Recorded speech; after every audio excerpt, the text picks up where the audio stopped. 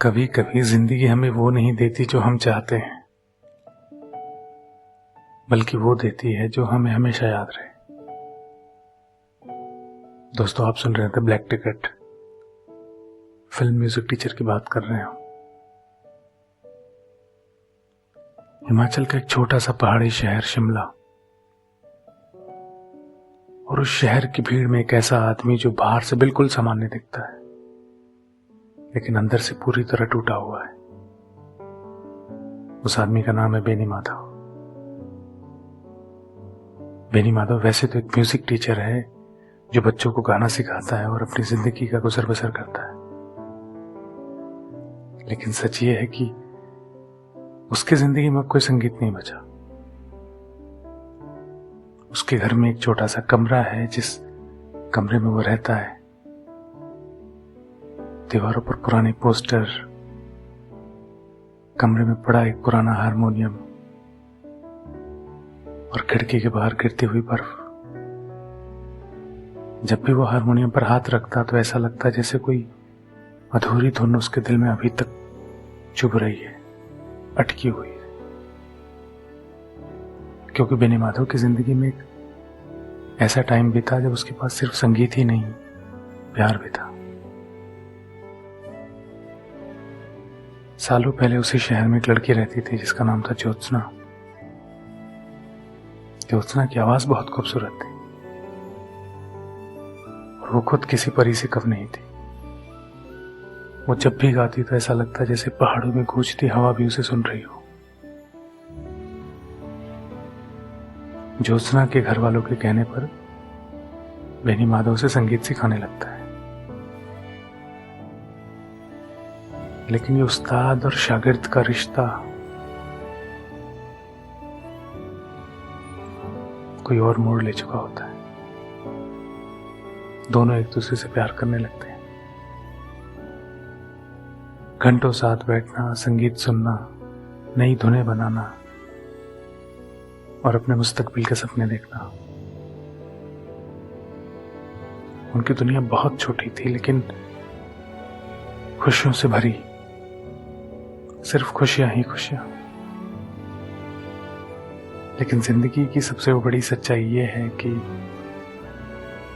हर प्यार की कहानी पूरी नहीं होती। ज्योत्सना एक अमीर परिवार से ताल्लुक रखती थी। उसके घर वालों के बड़े सपने थे और उनके लिए बेनी माधव एक मामूली सा म्यूजिक टीचर था, जो मुश्किल से अपनी जिंदगी बस संगीत सिखा सिखा कर गुजर बसर कर रहा है। ज्योत्सना के घर वालों ने उसके लिए एक राजकुमार का सपना देखा था,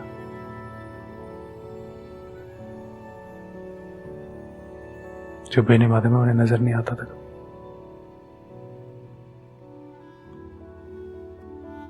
उनकी नजर में यह रिश्ता कभी मंजूर हो ही नहीं सकता था।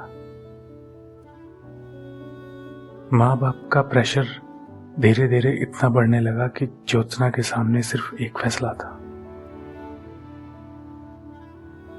या तो अपने परिवार के खिलाफ हो जाए या बेनी माधव से दूर हो जाए। और एक दिन ज्योत्सना बेनी माधव से मिलने जाती है और उसे कहती है कि मेरे घर वाले चाहते हैं कि मैं बंबई चली जाऊं और वहां जाकर एक बहुत नामी सिंगर बन जाऊं।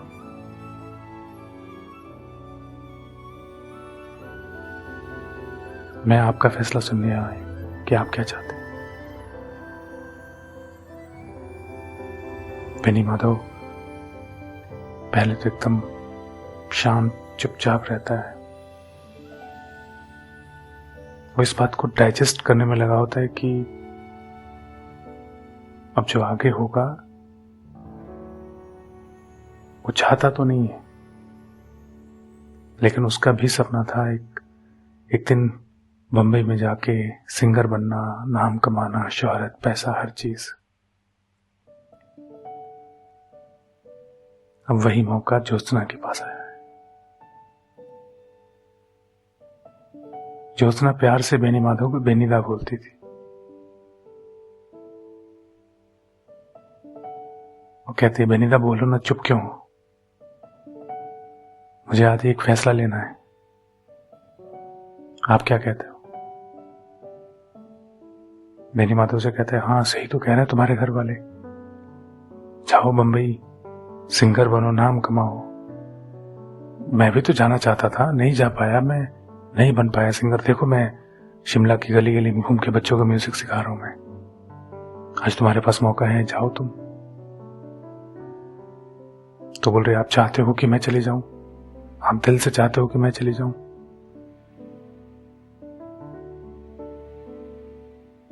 बेनी माधव की जुबान कुछ और बोल रही है, आंखें कुछ और बोल रही हैं, और जो धड़कने हैं वो रुकने का नाम ही नहीं ले रही।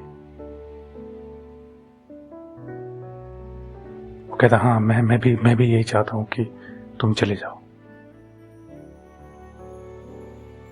तो बोलती है, ज्योत्सना कहती कि मुझे नहीं चाहिए शोहरत दौलत, मैं इसी शहर में गुजारा कर लूंगी,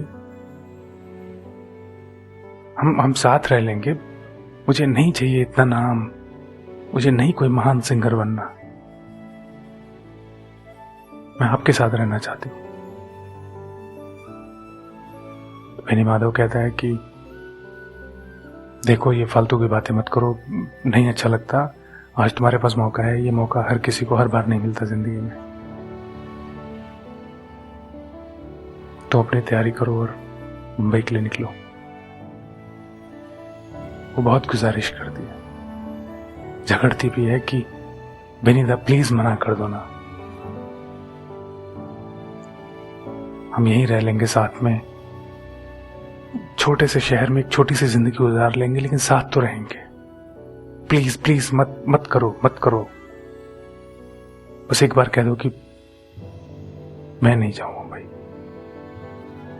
पर बेनी माधव उसकी नहीं सुनता है, और वो आंखों में गुस्सा लिए वहां से चली जाती है। बेनी माधव वहीं खड़ा रह जाता है, और वो दिन उसकी जिंदगी में कभी खत्म हुआ ही नहीं।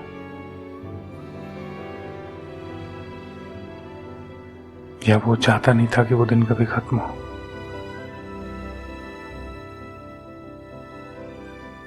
ज्योत्सना शहर छोड़कर चली जाती है, बिना अलविदा कहे, बिना पीछे मुड़कर देखे। समय आगे बढ़ता रहता है, लेकिन उसके दिल में वो दिन वहीं ठहर चुका होता है। साल गुजरते हैं, मौसम बदलते हैं, अब बेनी माधव पहले जैसा शांत और अकेला हो चुका होता है। वो बच्चों को संगीत सिखाता है, लेकिन खुद कभी नहीं गाता। वो मुस्कुराता है, लेकिन वो मुस्कान दिल से नहीं आती। वो खुशी उसके दिल में अब है ही नहीं। वो जिंदगी की चाहत अब नहीं बची उसके लिए। और फिर एक दिन अचानक पूरे शहर में एक शोर उठता है कि बंबई की एक मशहूर सिंगर शिमला आने वाली है, बहुत बड़ी स्टार है, जिसकी आवाज रेडियो पर, टीवी पर और चर्चे सारे शहर में। और सिंगर का नाम है ज्योत्सना। हाँ वही ज्योत्सना, बेनी माधव की ज्योत्सना। वो लड़की जो कभी बेनी माधव की जिंदगी थी, अब वो एक मशहूर सिंगर बन चुकी है। शहर में उसके हर जगह पोस्टर लगे हुए हैं, लोग खुशी से पागल हुए जा रहे हैं कि एक झलक देखने को मिल जाए। कॉन्सर्ट की तैयारियां चल रही हैं, लेकिन जब ये खबर बेनी माधव तक आती है तो उसके दिल में खुशी से ज्यादा डर पैदा हो जाता है, क्योंकि कुछ यादें ऐसी होती है ना जिन्हें हम दोबारा जीना नहीं चाहते। दोबारा हमारे अंदर वो हिम्मत पैदा नहीं हो पाती कि हम फिर कैसे संभालेंगे अपने आप को। बड़ी मुश्किल से तो सांस लेना शुरू किया था, लेकिन किस्मत को शायद कुछ और ही मंजूर था। आखिर वो दिन आता है, ज्योत्सना शहर में लौटती है सालों बाद। जब वो बेनी माधव से मिलती है तो कुछ पल तक तो बस दोनों एक दूसरे को देखते रहते हैं। इतने सालों की दूरी, इतनी अधूरी बातें, इतने सारे सवाल, सब कुछ उनकी खामोशी में छुपा होता है। ज्योत्सना पहले जैसी लड़की नहीं रही।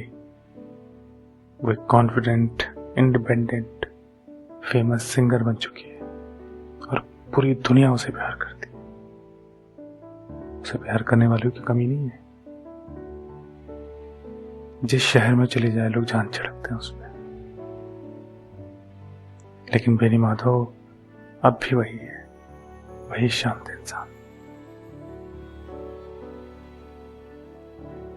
जो अपनी अधूरी मोहब्बत के साथ जीना सीख चुका था। दोनों शहर दर शहर बस अपनी अपनी जिंदगी ढूंढ रहे होते हैं। वो आती है, मिलती है। दोनों शिमला में फिर सड़कों पर घूमना शुरू करते हैं, पुरानी जगहों पर जाते हैं जहां कभी दोनों साथ चला करते थे। वो कैफे जहां वो घंटों बातें करते थे। हर जगह बस एक याद छुपी हुई है और हर याद एक सवाल बनकर सामने आती है। क्या होता अगर उस समय उन्होंने ये फैसला नहीं लिया होता? क्या होता अगर उन्होंने दुनिया की परवाह किए बगैर अपनी जिंदगी शुरू कर ली होती? लेकिन जिंदगी अगर से नहीं चलती। सच तो यह है कि अब सब कुछ बदल चुका है, पहले जैसा कुछ भी नहीं। ज्योत्सना की अपनी एक अलग जिंदगी है। शोहरत, संगीत और एक नई दुनिया। और बेनी माधव की दुनिया अब भी उसी शहर में। एक दिन ज्योत्सना पूछती है बेनी माधव से, तुमने शादी क्यों नहीं? बेनी माधव बस मुस्कुरा देता है क्योंकि कुछ सवालों के जवाब शब्दों में नहीं दिए जा सकते। फिर आता है ज्योत्सना के कॉन्सर्ट का दिन। पूरा शहर वहां मौजूद होता है। हर तरफ सिर्फ रोशनी ही रोशनी। संगीत बज रहा है, लाइट्स चमक रही हैं, हजारों लोग तालियां बजा रहे हैं। लेकिन जब ज्योत्सना मंच पर आती है तो उसकी नजर भीड़ में किसी को खोजती है और आखिरकार उसे वो दिख जाता है बेनी माधव, जो भीड़ में खड़ा है, शांत जैसा हमेशा था।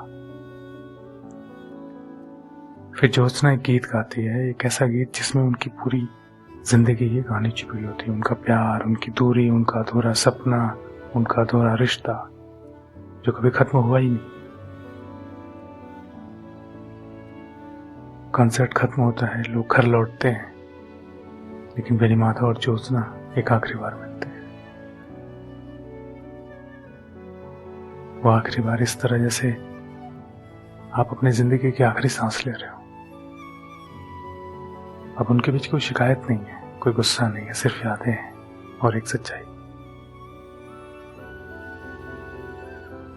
बेनी माधव कहता है ज्योत्सना को कि तुम वापस मत जाओ ना, यहीं रह लेते हैं।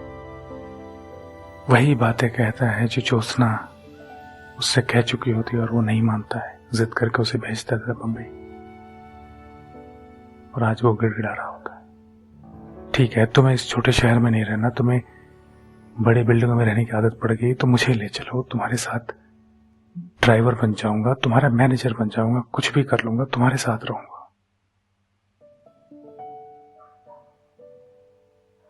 पर अब ज्योत्सना उस दुनिया में कहां लौटने वाली थी?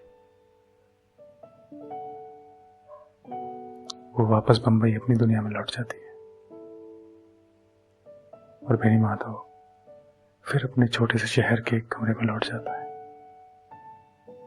लेकिन इस बार उसके दिल में एक अजीब सा सुकून था, क्योंकि अब उसे समझ आ गया था कि हर प्यार का अंत शादी नहीं होता। कुछ लोग हमारी जिंदगी में आते तो जरूर हैं, पर हमें बदलने के लिए, हमें कुछ सिखाने के लिए, और फिर एक खूबसूरत याद बनकर रह जाते हैं बस।